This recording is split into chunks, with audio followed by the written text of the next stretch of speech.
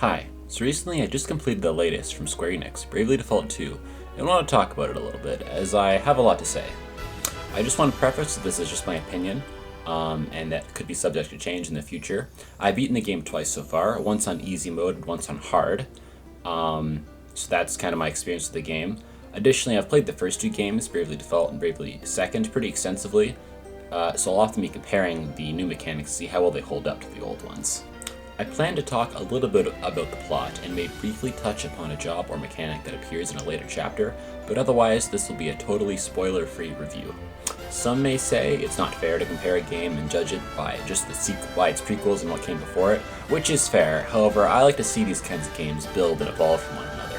One of the really big reasons I love Bravely Second is just because of how much it took from Bravely Default 1 and expanded upon it. So that's how I'm going to kind of proceed with this. Anyway, let's get right on into it. Let's start with the story, and what better place in the beginning? Immediately one of the first things you do in this game is name the main character. This kind of gave me a bad feeling, as I soon realized this character, who's later known as Seth in cutscenes, will never actually get their name said in the voice acting. I feel like this works well for characters that have more player-insert properties like a Pokemon game, but I feel in this case it wasn't really worth the compromise, because other than that, they're not really there's nothing really that makes them different than any character in the main cast, which, as I soon found out, is a feature that was realized in the game.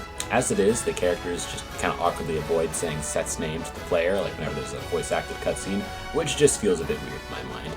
As for the main plot itself, the basic premise is that Gloria and her old knight Sloane find the main hero Seth washed up on a beach.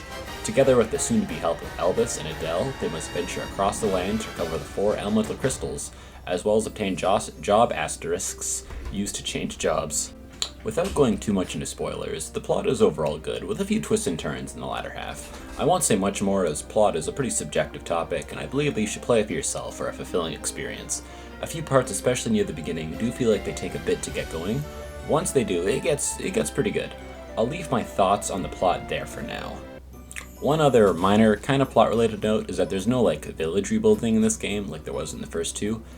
Instead, it's replaced by this boat game, where after you set this boat off to sail, and after about 12 hours of leaving your system on idle, you get a small assortment of little goodies, which is helpful early on, but I wouldn't say it's hugely advantageous later in the game. Perhaps the devs could have done something like rebuilding Gloria's Lost Kingdom, but overall, not a huge deal. It's good for what it is. When you set out into the world, you are greeted with many lush environments to explore.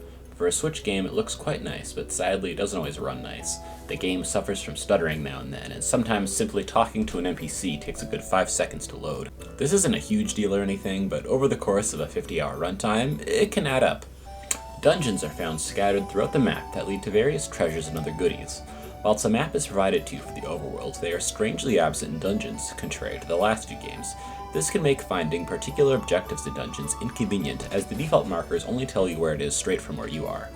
Furthermore, the later dungeons sometimes have a semi-convoluted layout, making navigating them often feel like more of a chore than they really need to be. When you use the map in the overworld, sometimes the size options are a bit weird, like either you can have the map not be there, sometimes it's too small that it doesn't actually give you any useful information about your surroundings, or that it's too big and it blocks most of the screen. Oftentimes I found myself having to switch between them pretty often just so I can get the best intakes of info for the map. One of the big new additions in this game are the smaller scale side quests the cast can partake in. Most of these boil down to some fetch quest or another, but a few of them open up new character moments, which is nice. These quests replace the majority of the optional asterisk fights in the previous game. Whilst there are still a few, they are far more seldom this time around. I think there's 2 total. As for the quests themselves, there's no way to view the ones you've completed, which make tracking down which ones you have and have not done a chore. Which makes this all the more confusing is the fact that they're numbered in-game, yet you can't actually view them in-game. It's pretty strange. In this game, the player is given many options to customize their player experience. This includes difficulty, some of the screen blur, and camera control. Sadly, a quality of life feature that appears to be missing is the ability to default with a prompt button. Unbeknownst to me, however, there is in fact an way to toggle this on in the options menu. I didn't know this until my second playthrough, which frustrated me to no end. I can kind of see why this was made an option. However, since braving has always been tied to a button without the ability to turn it off, I wonder why defaulting exclusively received this special option treatment. Ideally, both should be on by default, no pun intended, and the option to turn them both off should be available as an alternate control method. Overall, a minor issue. I did find it a bit weird though.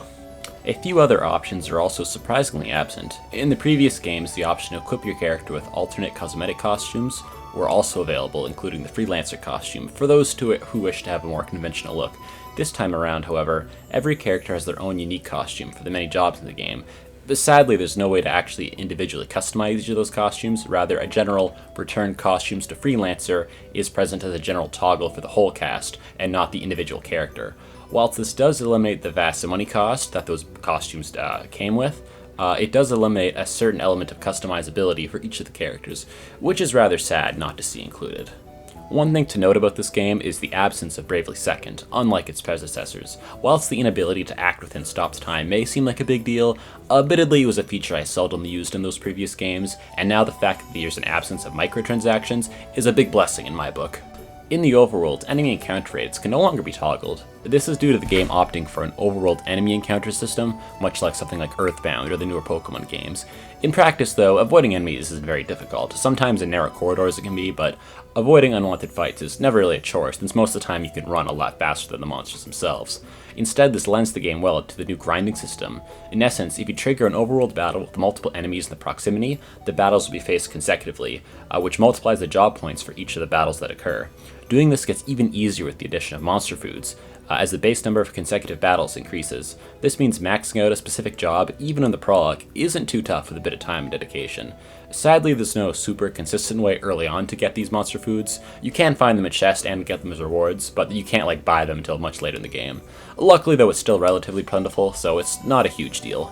In the previous games, if you wanted to heal in the middle of a dungeon, an adventurer was able to sell you goods, and in the latter entry even healed your party for a fee. This time, there are these glowing spots in dungeons that let you save and heal your party, should you have a tent item, which can be obtained at a shop for a fee. In my opinion, this is a bit more of a contrived way of healing, because in previous games, you could just pay and get it, but now there's a middleman, you have to go to a shop, buy a tent, go to the healing spot, and then heal. As a small plus, however, it does add another collectible that you can find in chests, and its reward for monster fights. Sadly, this also means those tent cutscenes from Bravely Second are also absent, which is a shame, because those offered very nice character development moments, in a very nice and optional way. The regular party chat feature does return, which allows for nice character moments. However, they're not voice acted like they are in Bravely Second, so another downside, but whatever. One thing I can confidently say I love about this game is its music. Revo returns from the first game to compose, and some of the tracks in this game rank amongst my favorite in gaming. Each locale has its own theme that really helps immerse the player in it. And the battle themes. Oh boy, the battle themes. Where the previous game had maybe one, maybe two regular boss themes, this game has 6, just for the asterisk holders alone. That's not even including the secret boss theme, or the various super boss encounters you'll see along the journey, which acts as a great progress modifier on your journey to test how strong you've gotten. Revo seems to have taken notes from Octopath this time, as bosses now additionally have a pre-boss theme, which nicely transition to the actual boss theme, making them feel a lot more hyped when you get to fight them. My only big complaint with the music is that halfway through the game, the regular battle theme gets changed for another one, for the regular battles. Whilst this new one is good, the old one you never hear again for the rest of the game, which is sad. Perhaps if they had kept this battle theme for the new enemies and the new areas, it would be less jarring of a change, as it can be a bit intense if you go to fight one of the beginning monsters of the game, and then you're just assaulted by this orchestra of violins just to fight this level 1 monster. Combat this time around has also been changed a bit. Instead of everyone picking their moves and letting everything subsequently play out, instead a meter for each character fills, and when it's full, the character can act. This meter can fill at different rates depending on your speed, buffs, equipment, etc. I'm mixed on this, as it has the advantage of letting you more easily adapt to what moves to use as your character's turn comes, but on the other hand it removes an element of strategy of trying to figure out what the opponent is going to do. It also limits the number of available abilities that take effect for a set number of turns, since turns now move differently for everyone. For equipment, a few changes have been added. There are now fewer weapons, but I actually see that as a plus. In previous games there were swords, great swords, katanas. To me, these are all very much the same. Additionally, there are now just staffs instead of rods and staffs. A clear case to me of sometimes less is more. A new weight system has also been added, meaning a character can only carry so much weight. Again, I'm mixed on this. On one hand, there is now sometimes a bit of strategy in what you equip, as you have to weigh the benefits of what piece of equipment brings and decide whether or not it's worth carrying. On the other hand, it can feel a bit annoying, as oftentimes you get a brand new piece of armor or a weapon, and you'll not be able to use it since it's too heavy for you. This is somewhat offset by the fact there are now 2 accessory slots instead of just 1, meaning you have more room to work with for a character's build, while still being a bit restricted under the weight mechanic. Again, I can't say whether or not this is a change I necessarily like, as I never really had any issues with the old system, but I do in this case can see the benefits of it and why they may want to try something new, which I can appreciate. Specials make their return in this game as mid-battle super moves you can use to inflict major damage or apply buffs to your party, and each come with their own theme song. Each has its own instrument unique to embody the character it's for, and they sound really good.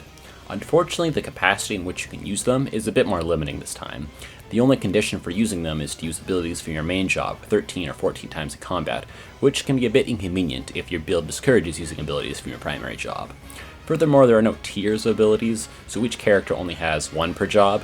The one thing to note though is that since it's job tied instead of weapon tied, you end up with a bit more variety than you would otherwise. Another unfortunate thing about specials is that you can only unlock 1 per chapter, meaning your whole party won't have access to them until like chapter 3. And by that point, you've already unlocked enough jobs and abilities that you probably don't need them anyway. Furthermore, there's no way to customize what the effects are for these abilities, there's only 1, which is unfortunate. Alright, let's talk jobs, and oh boy, the jobs. The way they work in this game is that there are 12 job levels. Each level grants you an ability you can use in battle, or a passive you can equip at any time for any job you select. Each job has 2 job-specific passives called specialities, one of which is available immediately, and the other unlocks when you master that job at level 12. The only way you can normally use these are when you have that specific job set as your main job. Having that job as a sub-job won't normally trigger them. There are ways of circumventing this, but they are not available till later in the game. The jobs additionally gain 3 extra levels, going to level 15 once you unlock Legendary. However, this is very late in the game. My overall thoughts on these jobs is that they feel more balanced, but less versatile. Let me explain. In the older Bravely games, there would be a few jobs that I would never use. Classes like Summoner, Catmancer come to mind for me personally. However, in this game, I feel like every job has at least some amount of use. This is somewhat helped by the job-specific specialities that make each job a little bit more worth using. However, part of me felt like the general lower number of abilities that came from each job made me feel like a little less freedom on how I used them. For example, an early game job, the Black Mage in Bravely Default 1, the Black Mage would get a ton of passives like Black Resonance, Damage Dispersion, Magic Attack Up, Pierce Magic Defense, Silence Immunity, and every time you got new magic you get a short list of spells tiered to that level. Whereas in Bravely 2, you get Aspired Attack and Lunar Powered. That's it. Both mediocre passives that are pretty situational in my opinion. And for the regular attack spells, you just get 1 per level instead of a group of spells, meaning you'll need to be like level 3 or 4 before you get all the basic attack spells. To be fair, you no longer need to buy them, which makes unlocking them a little less tedious. However, that also means if you'll grind the jobs early, you'll get all the top tier spells quickly, and pretty much means you'll never use any of the weak till mid-level ones, since you aren't restricted to using them. This is like this for many of the early jobs, and even some of the late game ones. This is somewhat helped by legendary job levels, but honestly, it's a little too late too little, as once you win the battles to get them, the only enemies at that point you may even need them for are the final boss and one of the endgame super bosses. The specialities somewhat help here, as these passes are generally better than the ones you get normally through unlocked job levels, but are restrictive in that you have to have them set as your main job to even use them. Again, there are ways around this, but not until later. Another problem is that some of the specialities can't be turned off. Whilst this may not immediately seem like a bad thing, as the previous games also had passives directly attached to your main job, the problem this time is that some of them have trade-off in addition to their benefit, and they're not always like a straight buff. One example I'll give is a Thief. Its second speciality is that moves that cost BP now cost MP, with the caveat of defaulting not letting you earn BP. Whilst this can be worked around, it is incredibly frustrating if you have a build that relied on defaulting, then suddenly you max out your Thief, and then you can't use that strategy at all. I think they should either let specialities be something you could toggle, or just tweak the specialities to be just straight buffs instead of ones that are more situational to your build. I feel like this detracts from what the job system is really all about, as it arbitrarily restricts the freedom of how you build your team and takes a little bit away from the sandbox levels of customizability to it. To be clear, I don't think that any of these are that hard to work around, but it's more so the principle of having an ability that effectively makes your character worse leaves a bad taste in my mouth. All in all, between the specials, the weight system, and the jobs, I felt that there was a certain amount of customization that was absent. I remember in the first 2 games, whenever I encountered a tricky boss, I'd often have to shuffle around my abilities and equipment and jobs just to be prepared for the fight. While this exists to an extent in this game, I more often than not just used whatever dealt the most damage the fastest, and used that even on my hard mode run. Switching between job sets feels further discouraged, as there's no way to save job sets as in the previous games. This means if you want to try a new build, you must manually switch jobs, equipment, and abilities every single time you want to change, which can be a huge pain if you're not used to it, and makes grinding a bit more difficult as you can't go between your grinding set and your fighting set as quickly. All in all, the game is one that I like, despite my many misgivings. There are a fair few quality of life features that are absent, which I wonder if they are left absent due to the time constraints or the potential development restrictions of the pandemic. Some of the smaller things in theory could be fixed with an update, but I wouldn't hold my breath. For now, I'd say this is technically my least favorite Bravely game, but that's not saying much as this game is still great, and I look forward to seeing how it's looked upon in the years to come. Peace.